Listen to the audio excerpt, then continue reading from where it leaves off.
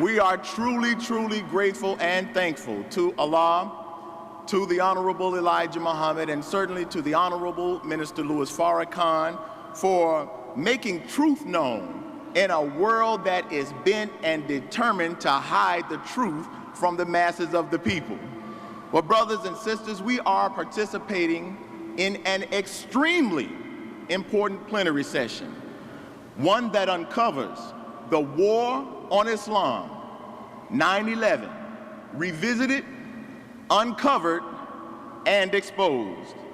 I'm Brother Ilya Rashad Muhammad, and I am truly, truly honored to be facilitating this very important plenary session during this Savior's Day.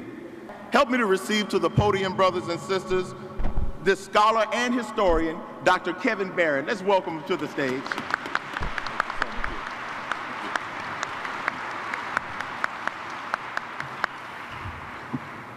Assalamu alaikum. Happy Savior's Day. And thank you all so much for coming here and for being a part of this incredibly important event and for being a part of this incredibly important group, the Nation of Islam, which is standing up for truth and justice in such a powerful way.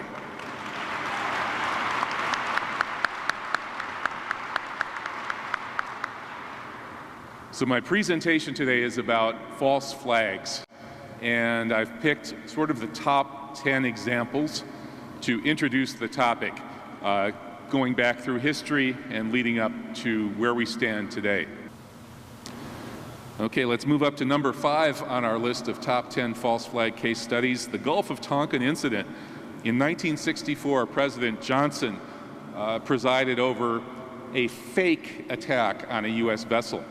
And although this incident did not provide us with spectacular images to whip up popular hatred and hysteria, it did provide us, or provide the perpetrators, with huge front-page headlines. North Vietnam attacks American ship. And this was what paved the way to the Gulf of Tonkin resolution, which brought the U.S. into Vietnam in a huge all-out way. And the result was 2 million, some say 3 or 4 million Vietnamese murdered for a ridiculous lie. Just a few years after that, the same American president, Lyndon Johnson, who, by the way, was almost certainly complicit in the assassination of his predecessor, John F. Kennedy, presided over yet another false flag. And this was a much more lethal one, the attack on the USS Liberty. This was done by Israel, but it was designed to be blamed on Egypt. This was during the 1967 war. So June 1967, Israel has attacked its neighbors in order to steal the territory that has now become the so-called occupied territories. And Israel did this, launched this war of aggression with the help and complicity of President Lyndon Baines Johnson. This incident, in which the Israeli fighters, they had boats and planes, the planes strafed and virtually destroyed the USS Liberty, killing 34 American sailors and wounding nearly, 170, 180. This event was designed to bring the United States into the 1967 war on the side of Israel.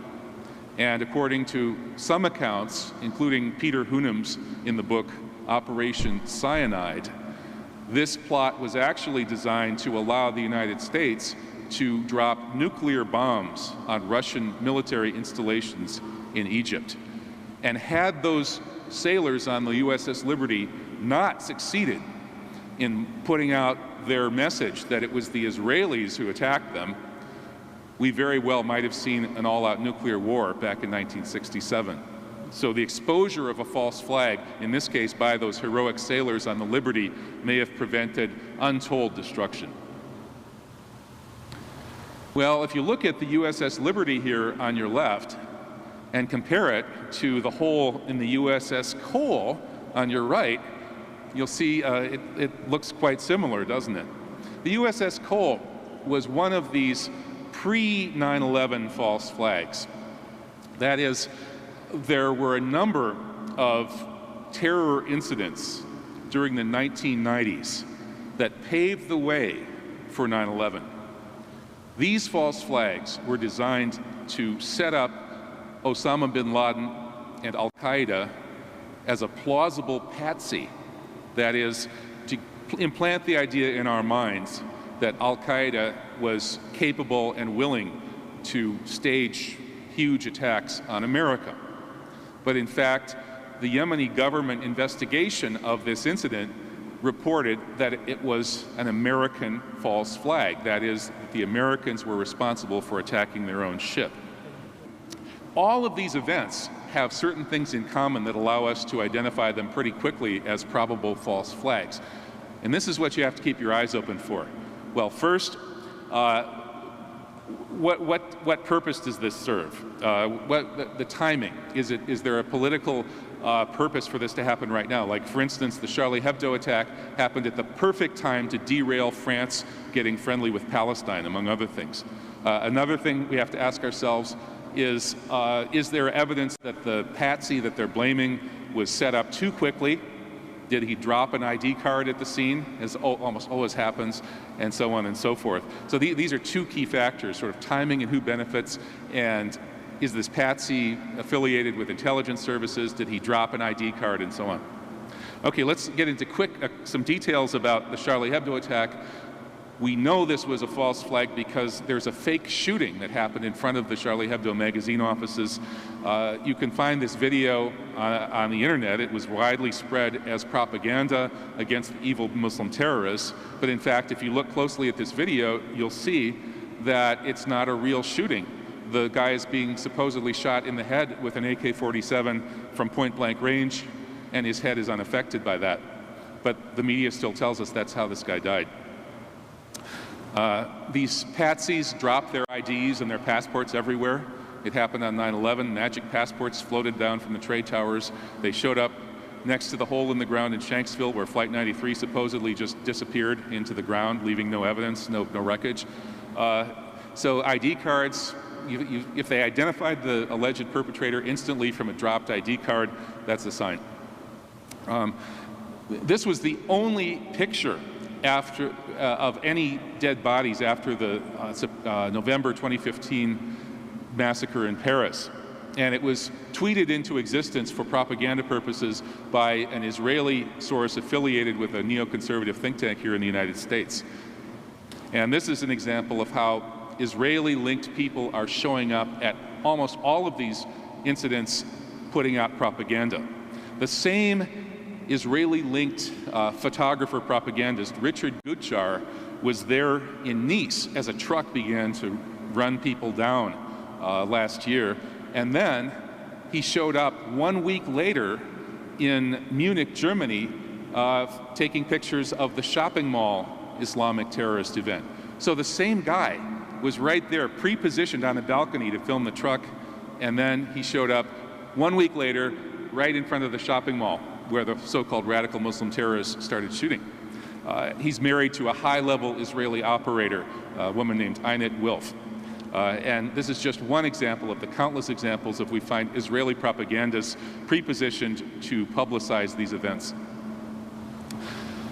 In terms of timing, the Orlando massacre happened just at the moment that we had spent a whole week celebrating the memory of one of the greatest Americans of all time, Muhammad Ali. A whole week. The mainstream media, all of America was standing strong and remembering this great Muslim freedom fighter. And then the Orlando massacre happened, and the propaganda message, evil radical Muslims hate gays and kill them, became the new message that wiped out our memory of that wonderful week of remembering Muhammad Ali. So that's another example of how timing is very important in figuring out when there are false flags.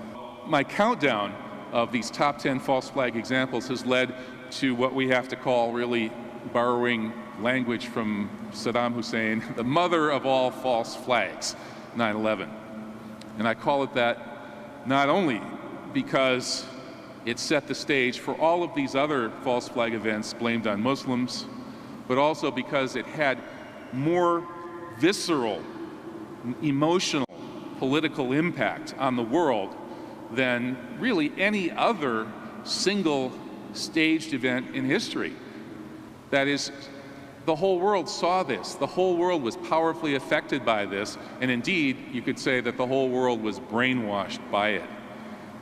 So there's an African proverb that says, if you're lost, go back to where you were before you were lost. And that's what we need to do with 9/11. We're lost in this maze of Islamophobia, of wars, of violence, of hatred, of divisiveness, and it's just getting worse. We need to go back to this moment that, as the mainstream media keeps telling us, changed the world, and obviously changed it for the worse. And to go back to 9/11, we need to go back to the facts, the truth, the reality about what happened on 9/11, and shred that public myth. And those facts have been carefully gone over and scrutinized and developed and put together by so many people. There's hundreds, thousands of scholars and researchers who've helped us understand the truth about 9/11, which we do understand pretty well by now. And one of the leaders of that movement is Richard Gage of Architects and Engineers for 9/11 Truth. And our friend, our ally, Mr. Richard Gage. Let's welcome him again, family. Thank you. Thank you so much.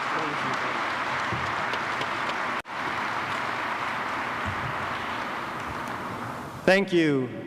We erected a third light beam in downtown Lower Manhattan to bring to the attention of the American people World Trade Center Building 7, the third skyscraper that collapsed on 9/11. I want to tell you about it. Why?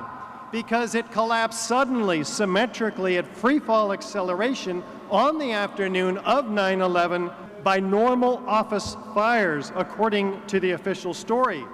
Office fires have never brought down a skyscraper. There are hundreds of examples of much hotter, longer lasting, and larger fires in skyscrapers that have never come down. We have the 10 key characteristic features of controlled demolition, direct evidence of explosive destruction. Fire cannot create any one of these.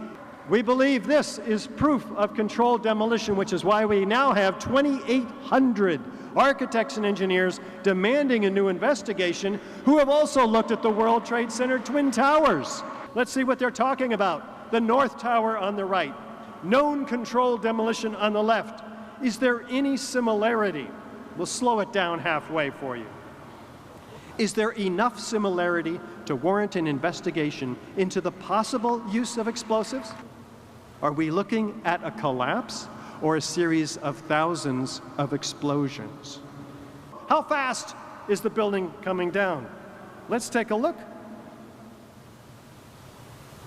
Well, here's 3 seconds, 4, 5, 6, 7.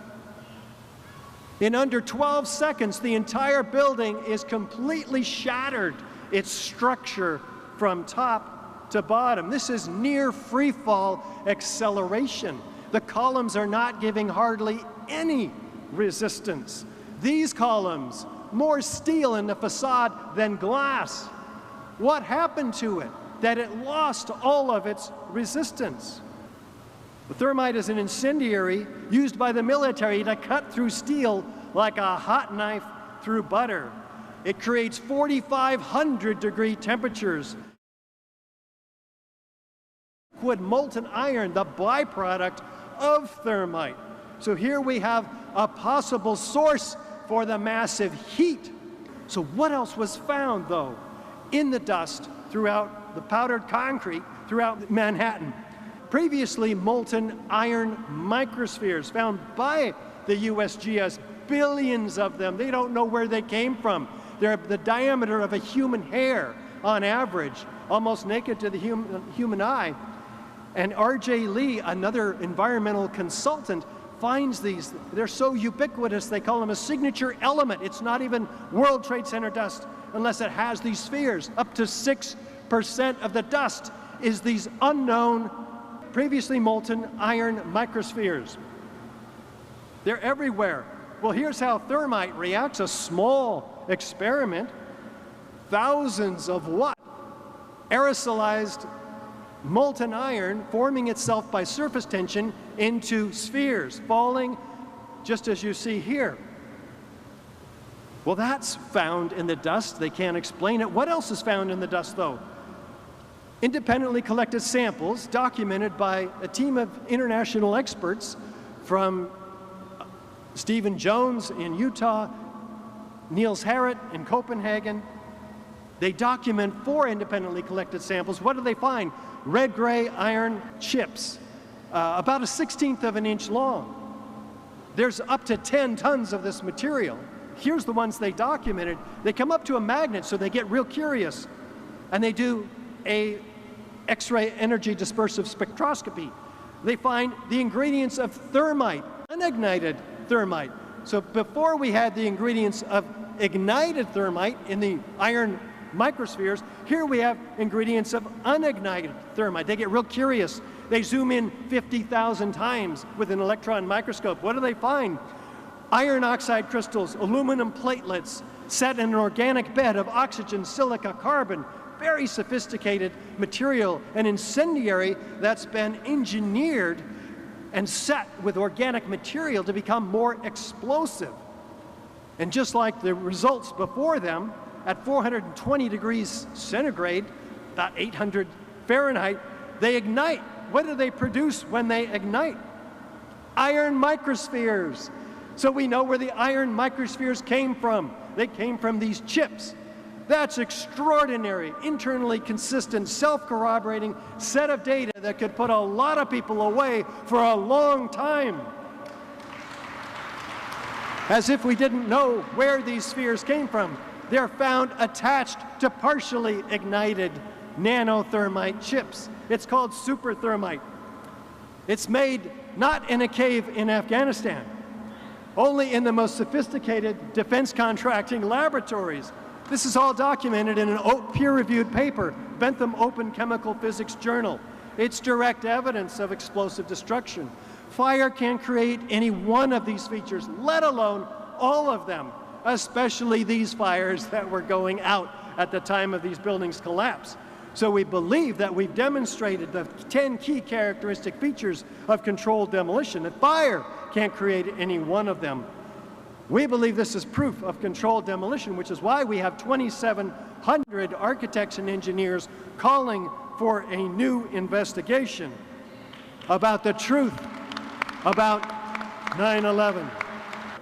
And to take us further, to expose the culprits behind this wicked atrocity, help me to receive to the stage Mr. Christopher Bollyn. Let's welcome him, family.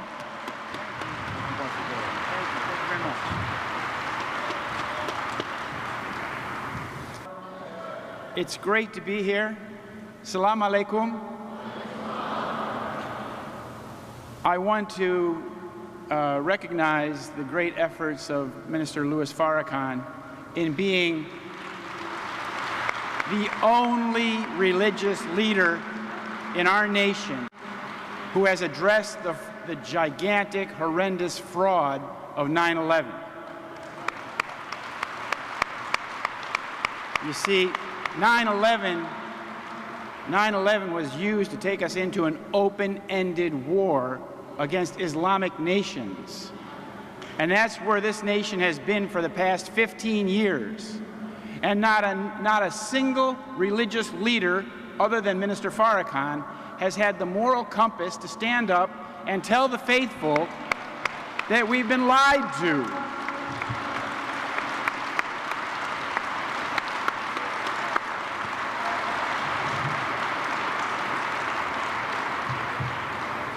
So I've written this book, Solving 9/11, The Deception That Changed the World. It's changed our world. 9/11 was carried out to kickstart the war on terror, a Zionist war agenda of aggression, terrorism, and conquest, which continues to this day. 9/11 was wrongly blamed on Muslims to trick us as a nation, as a world, into supporting an open-ended and criminal war agenda across the Islamic world. It's cost us more than $2.5 trillion, and we as people of conscience are obliged to resist the deception, as our religious leaders all should do.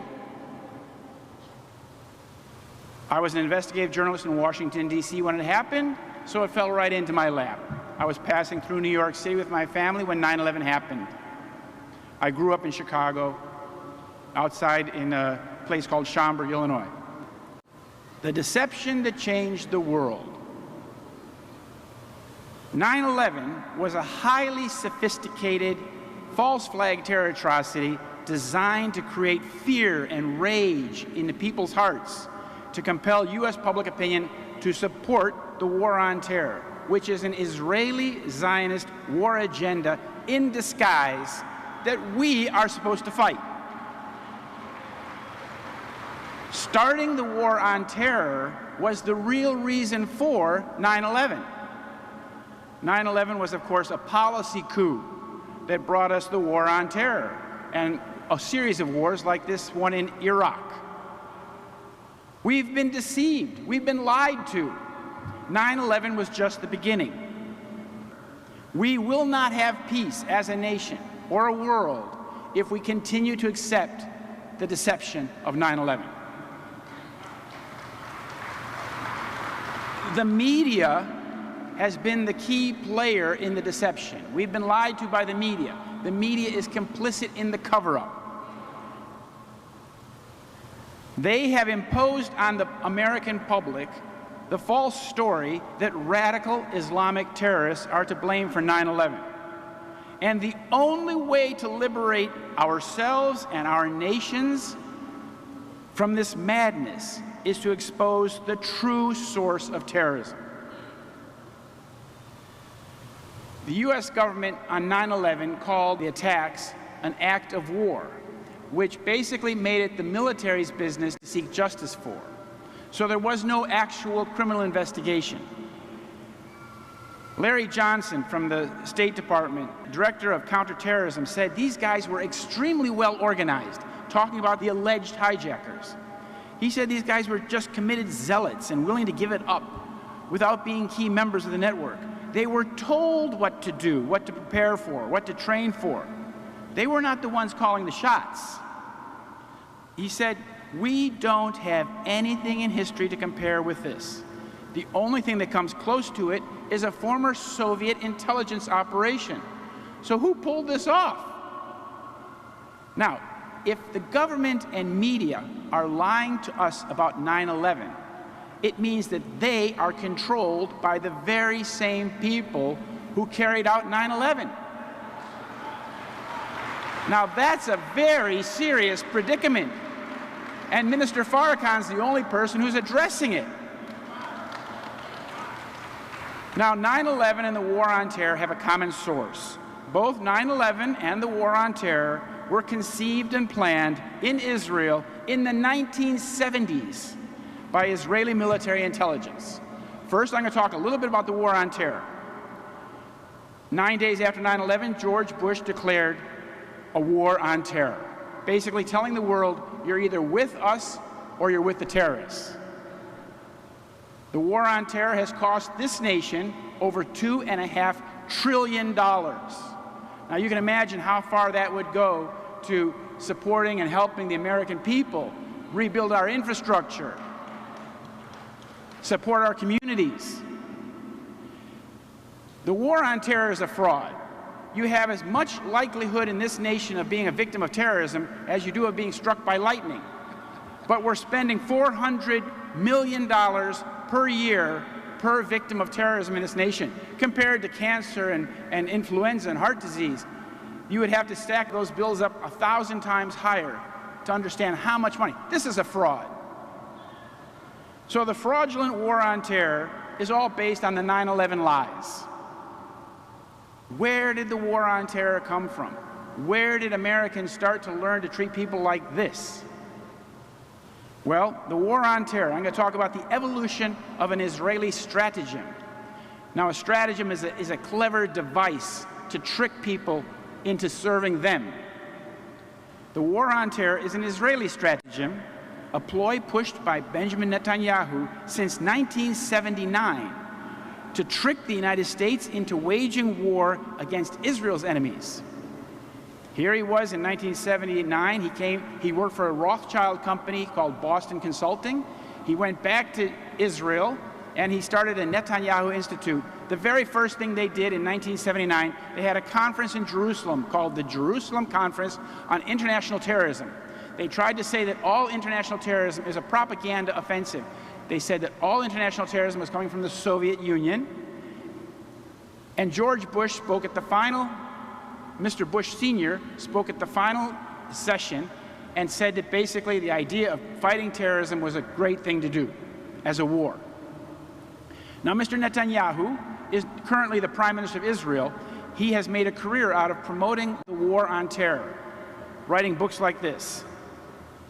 Now, Mr. Netanyahu is from the Likud coalition, Likud. The Likud was created by the father of terrorism, a man named Menachem Begin. Menachem Begin in 1977 became Prime Minister of Israel. And he was asked by a British journalist in 1974, Mr. Begin, how does it feel in the light of all that's going on to be the father of terrorism in the Middle East? And Mr. Begin said, in the Middle East? He said, in all the world. So he put on himself the mantle of being the father of terrorism. You see, you have to understand that the state of Israel was born and created through terrorism.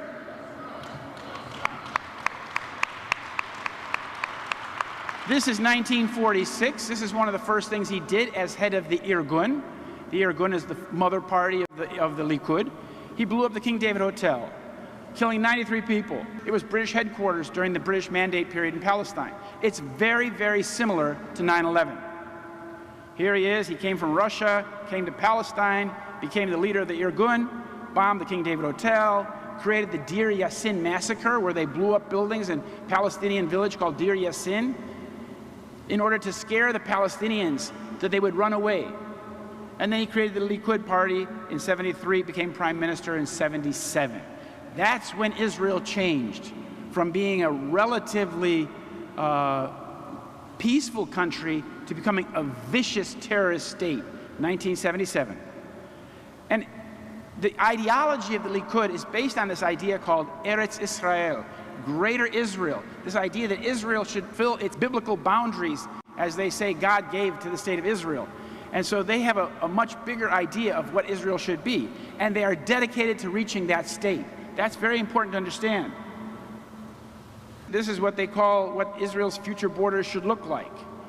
And as Mr. Begin said, Jerusalem was and forever will be our capital, and Eretz Israel will be restored to the people of Israel. Now, this is what Begin said in 1947, and this is exactly what the Likud still continues to say to this day. So here he became the prime minister of the country in 1977. This happened to be a time when I was living in Israel. They came to power, 77. Now, one of his partners was this man, Yitzhak Shamir. This was the head of the Lehi, or the Stern gang. This was a gang of murderers. They killed the UN envoy, Volker Bernadotte. They killed rocket scientists.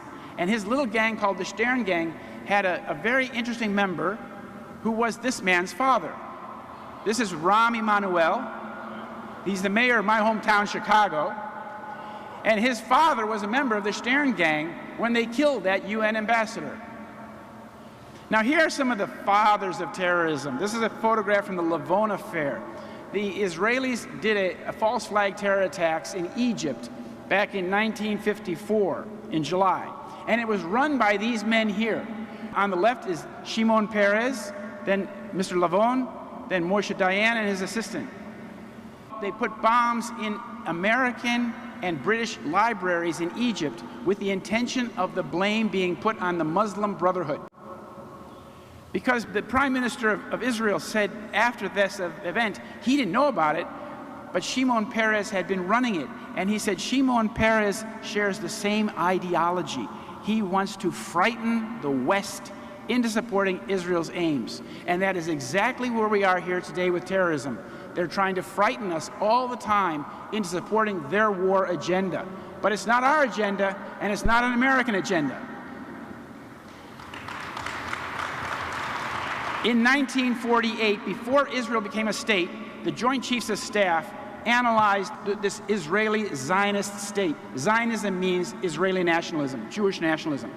And the Joint Chiefs of Staff said this. They wrote this in their 13th paper. They said, Zionist strategy will seek to involve the United States in a continuously widening and deepening series of operations intended to secure maximum Jewish objectives.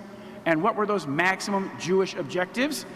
The expansion of Eretz Israel, the land of Israel, into Jordan, Lebanon, and Syria, and the establishment of Jewish military and economic hegemony over the entire Middle East. As you can see, that's what the United States has been doing for the past 15 years. These were the strategic goals of the father of Israel, Ben-Gurion, who was another Rothschild employee.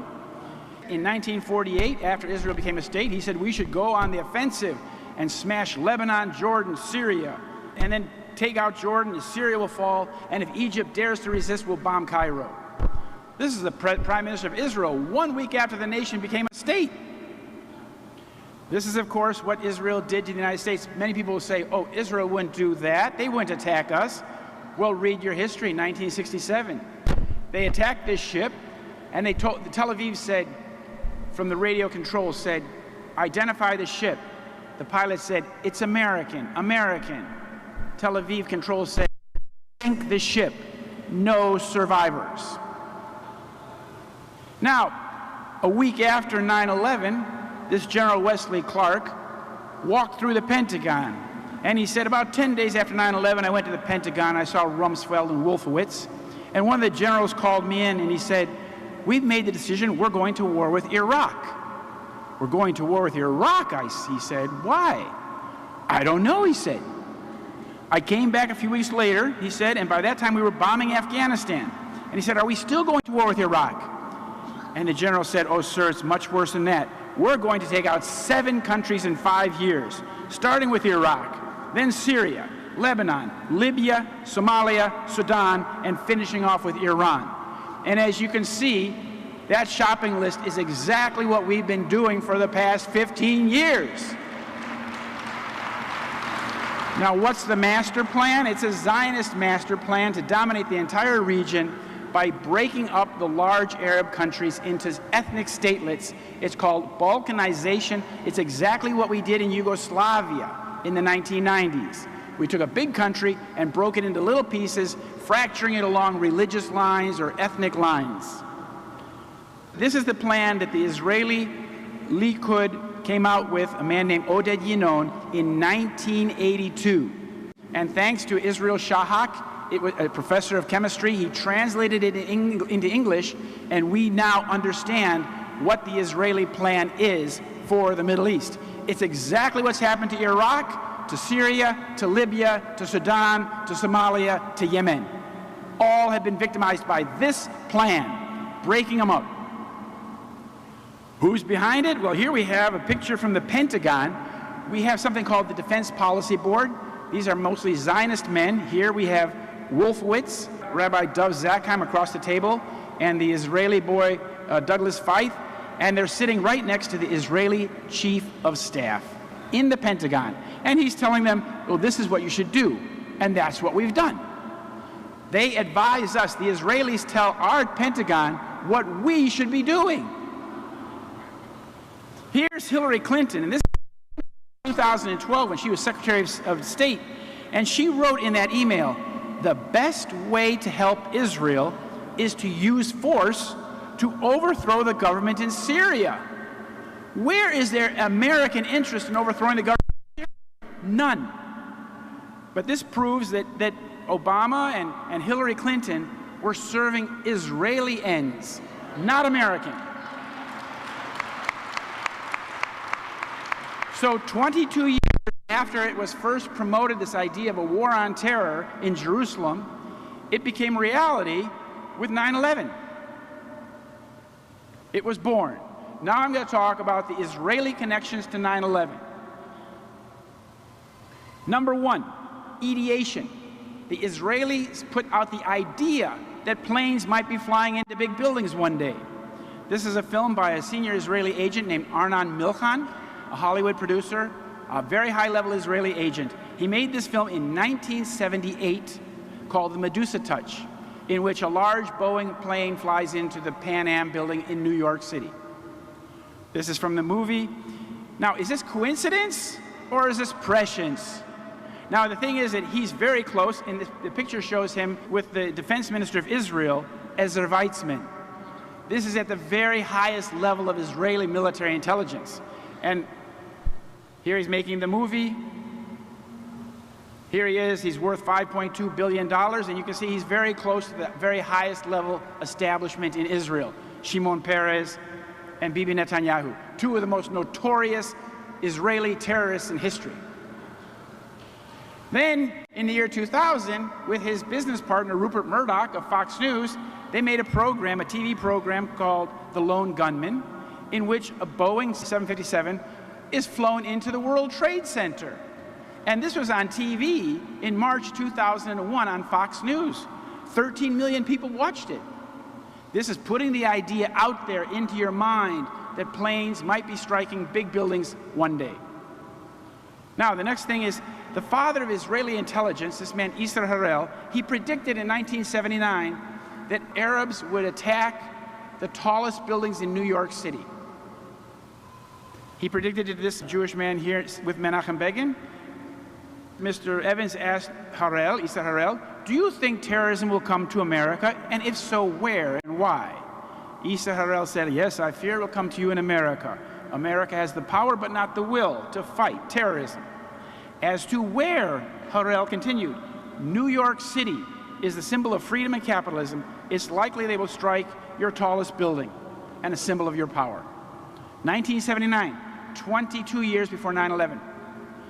Then number 3, the Israeli Mossad got the security contract for the World Trade Center in 1987 because they actually intended that 9/11 would happen in the 1980s, but they were delayed because the Port Authority discovered that the man involved was not only an Israeli intelligence agent, but he was using a fake name. He was using a false name. They often do.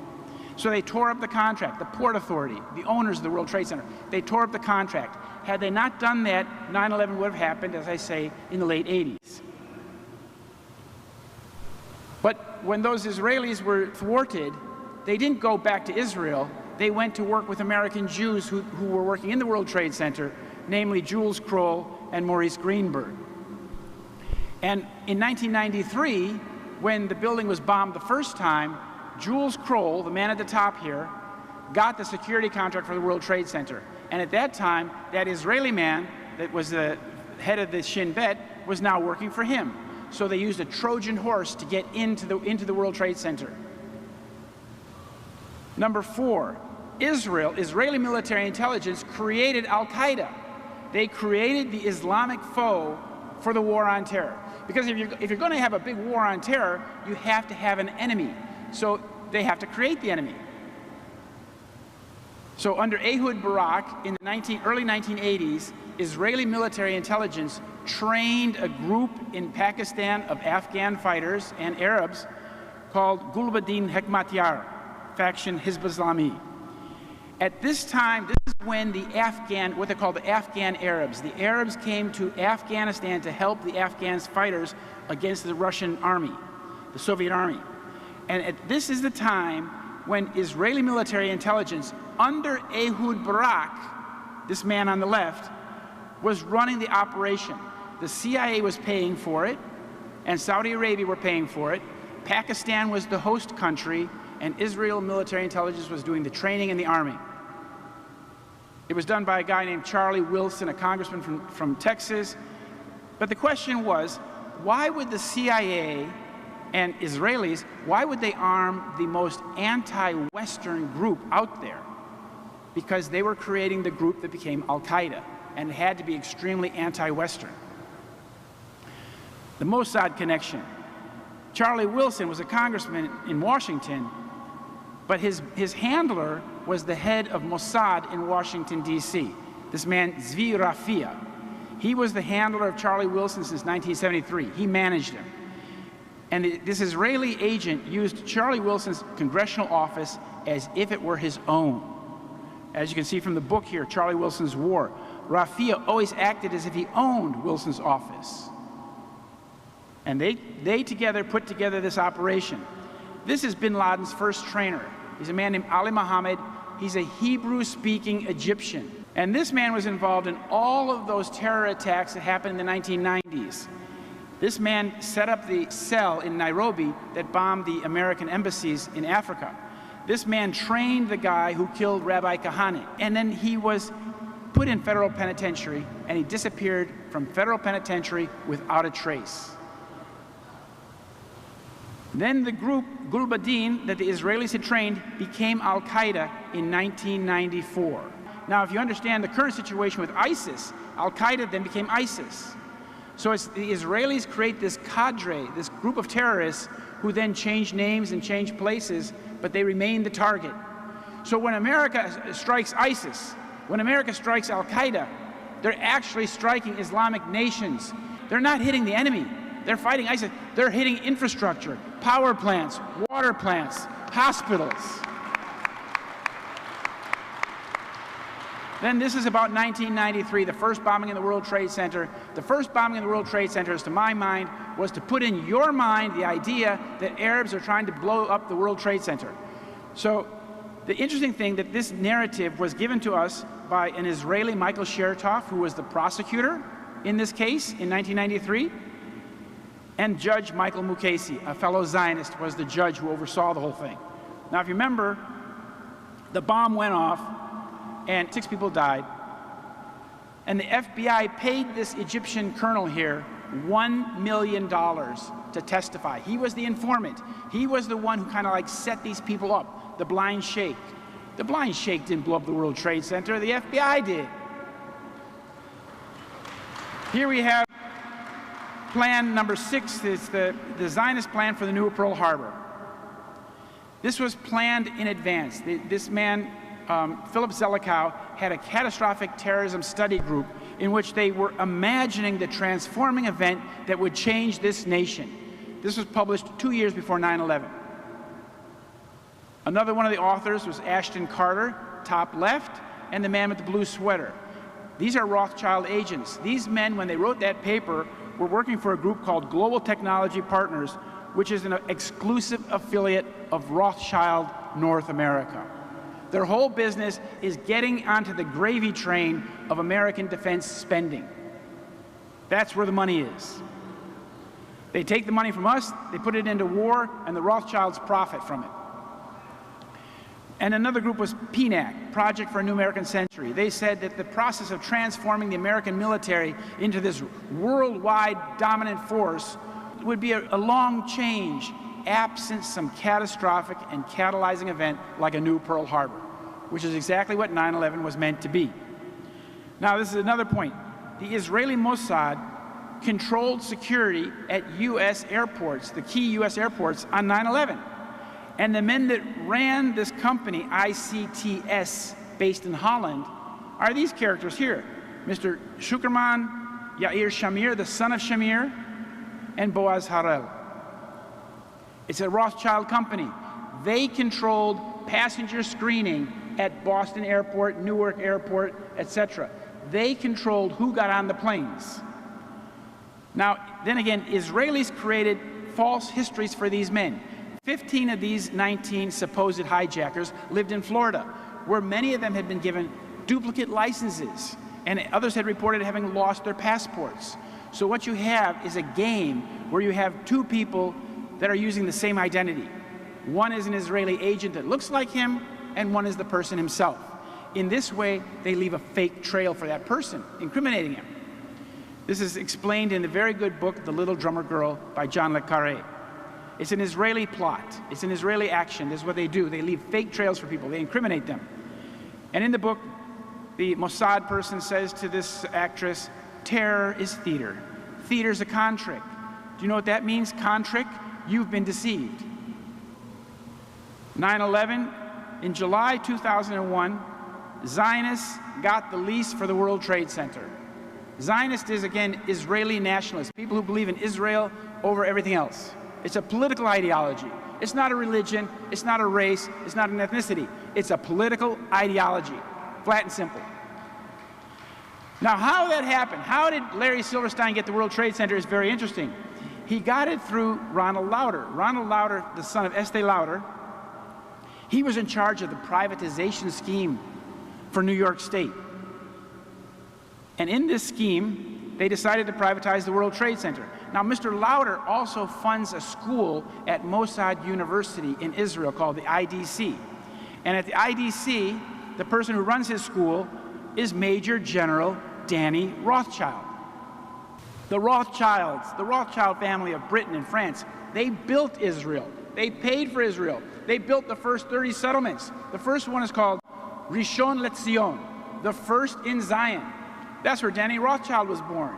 So they made a few children as well to carry on the family genes.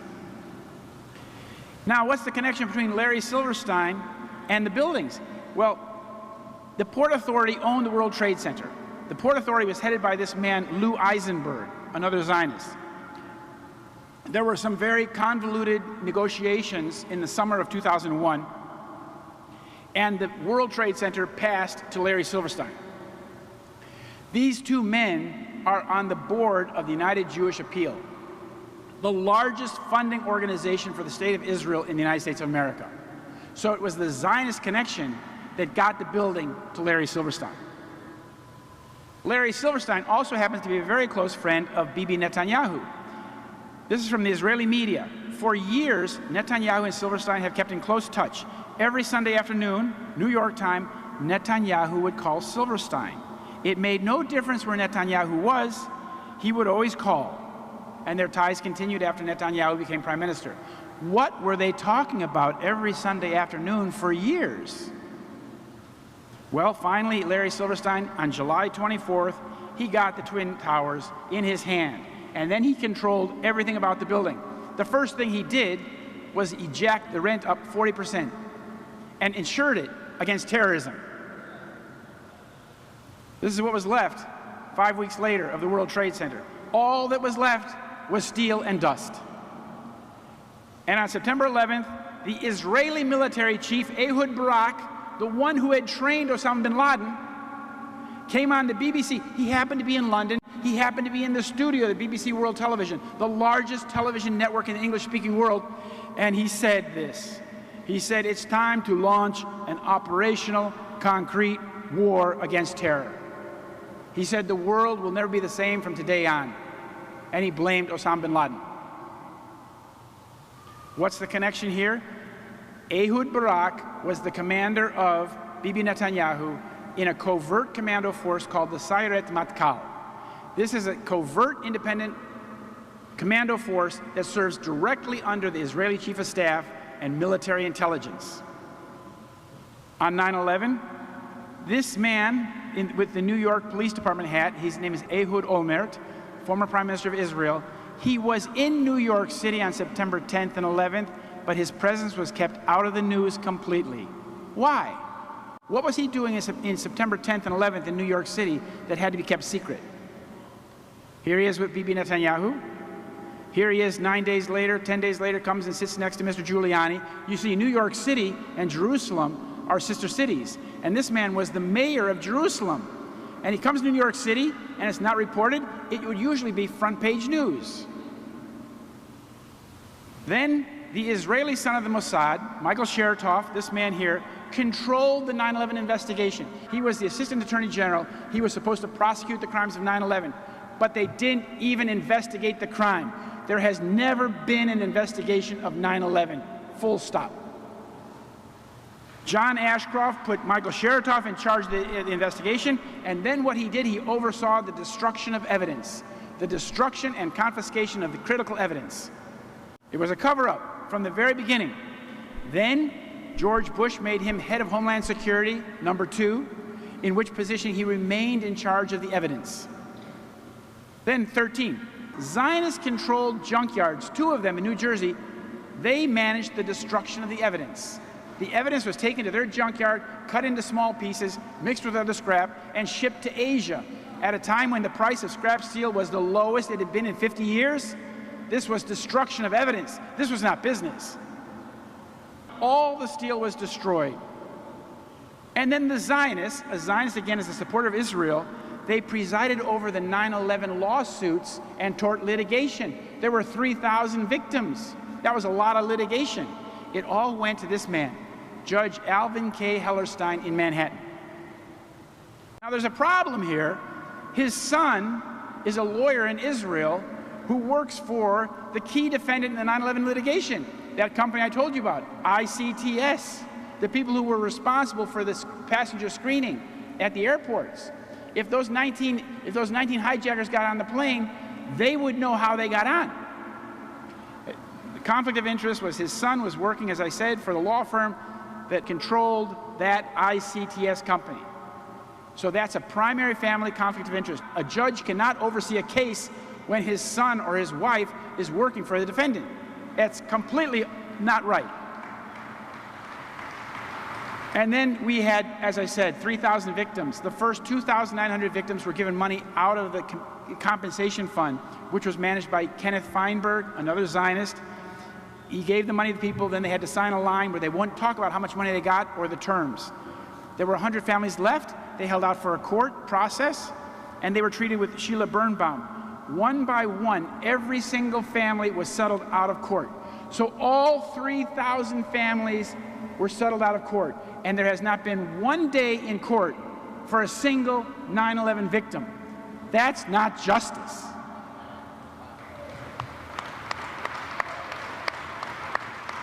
This is Judge Mukasey. This is the fellow Zionist judge who oversaw the court process in the 1993 bombing, and he then oversaw Larry Silverstein's insurance claim with the insurance companies, where Larry Silverstein got paid twice for the destruction of his buildings. He made from $100 million of a down payment with borrowed money, he got something like $5 billion. The 15th point is Benjamin Netanyahu admits that 9/11 benefits Israel. He said on 9/11 to the New York Times, he was asked, how will this affect Israeli-American relations? And Netanyahu said, it's very good. It will generate immediate sympathy. Who would say it's very good when there are people who are thought to be in the rubble dead? A couple years later, he said in Hebrew, speaking to an Israeli audience, he said, we are benefiting from one thing, and that is the attack on the Twin Towers and Pentagon and the American struggle in Iraq. Israel is benefiting from that, not America. And then the point that the Zionists control the myth. They wrote the myth. This man, Philip Zelikow, was in charge of the 9/11 Commission. He wrote the outline for the report before the people even began working on the report. And this man's specialty, he went to school, he's a Zionist, he went to school and he got a master's degree or a PhD on the creation and maintenance of the public myth. Because what we've been sold is a myth. We've been told a myth that Islam is trying to attack our nation. And unfortunately, Donald Trump still supports that myth. He was in Tampa the other day and he said radical Islamic terrorists are determined to attack this nation, as they did on 9/11. That's false. And for Donald Trump to say that that's the case is a very, very dangerous thing. And here's the people who worked on the report. They said, this is the John Farmer, counsel for the report. He said what they told Congress, the commission, the media, and the public about who knew what when was almost entirely and inexplicably untrue. And these are the commissioners themselves, Thomas Keane and Lee Hamilton. Thomas Keane said, to this day, we don't know why NORAD told us what they told us. It was just so far from the truth. So the American people have been given a pack of lies about what happened on 9/11. And it's time we wake up from this nightmare.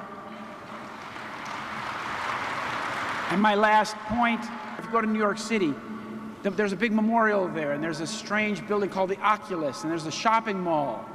And they have these ponds, and there's names are carved in granite around the ponds.